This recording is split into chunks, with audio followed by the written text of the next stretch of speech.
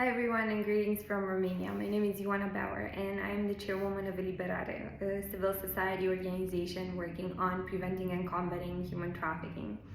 I'm so sorry that I couldn't join you today in person, but I'm so grateful to the organizers for allowing me to still address you and be a part of this timely conversation. Many thanks for this opportunity and for putting together this very timely and unique event in this region. Basically looking at the European statistics, if we are to discuss international cooperation, there are a few things that we're going to notice just by looking at the most recent specialized reports. First of all, 60% of trafficking in human being cases in the European Union have an international or cross-border component. Also, if we look at another statistic, we see that according to the United Nations, we identify less than 1% of the victims of human trafficking globally. Another trend that is extremely concerning is the fact that in over 20 years, we are seeing a decrease in the identification trends. Basically, there are more people who are now in a situation of human trafficking or exploitation that are not identified by any stakeholders globally. Most of the victims who do end up being found or being identified, they actually self-identify. And this is something that needs to change. And I think that one of the solutions is exactly this international cooperation that you will be discussing about.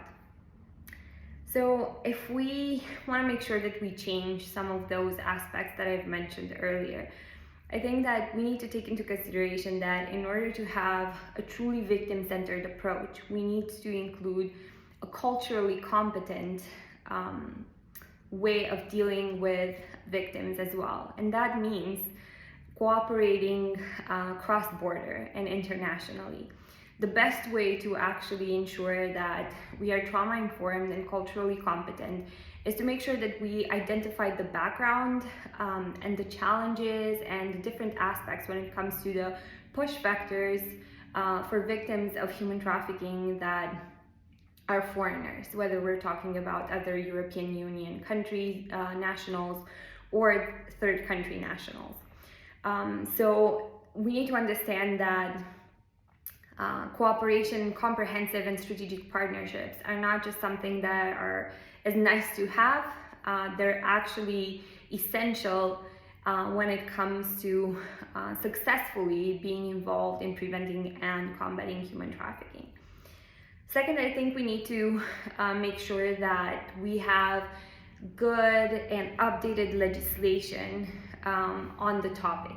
If we look at some of the main legal instruments that we have on human trafficking, we have documents that are at least 10, if not 12, if not even 20 years old. Human trafficking is constantly evolving. So the framework through which we're able to address this and combat this form of organized crime should also be updated. We need to make sure that the measures that we have are effective and pertain to the situation in which we are currently in. Also, another thing that we need to make sure is that whenever we discuss victimhood or identification thresholds, we are talking about the same thing regionally, if not globally. That means that we need at least one set of common indicators when it comes to human trafficking in the European Union. Otherwise, what we risk is having an individual who is a victim in one country, but then is treated as a perpetrator in another. The identification thresholds also need to be the same. What constitutes the crime of human trafficking? We have the definition, but do we have procedures that allow us for the same referral pathways regionally or across the European Union? Now, another point that I want to bring to you is the fact that impunity in one country means organized crime in another. Of course, we have situations of trafficking that are very opportunistic, so to speak. Basically, you have traffickers who just have a person, which is one to many, of course, but the type of human trafficking in which a trafficker only exploits one victim. However, a lot of times what we have seen is that these situations evolve, and to this date, we still have organized crime rings that operate with impunity across the region, if not even globally. So we need to make sure that when it comes to legislation, there's a clear accountability and there's clear procedures when it comes to what constitutes this crime. So not just focusing on the victim side, also focusing on the combating piece and the justice piece, right? Bringing perpetrators to justice.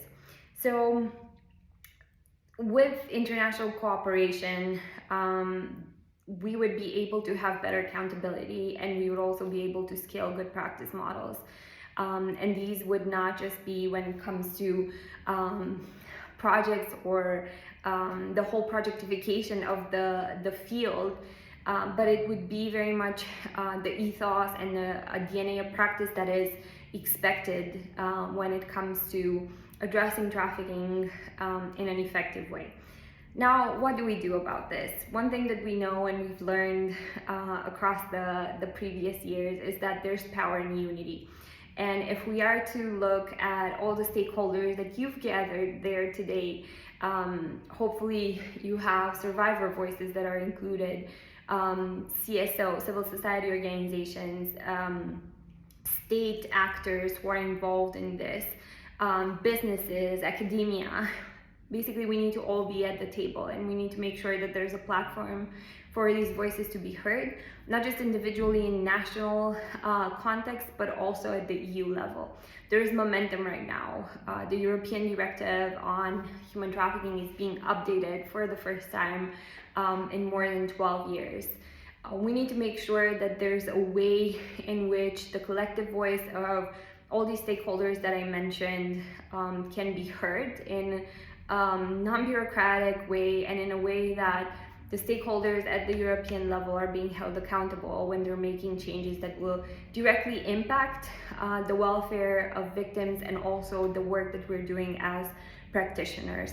So if there are national coalitions, if there are national platforms, we need to figure out a way in which they can independently and proactively meet and discuss all these topics that basically impact all of our work. Also, we need to make sure that we stay perpetual learners. I think that in the 12 years that I've been working in this field, I've come to realize that there are a few dirty words when it comes to the anti-trafficking efforts. Everybody wants to be the first, the best, the largest, whether it's organization, project, and there's nothing wrong with that. However, what we need is more people who are willing to come alongside each other, to recognize the good that is happening and to contribute to the efforts. We need to make sure that we learn and we don't get into a position in which we believe that we've seen it all, we've tried it all. As I mentioned in the beginning, there are more than 99% of victims who are still in a situation of exploitation or trafficking.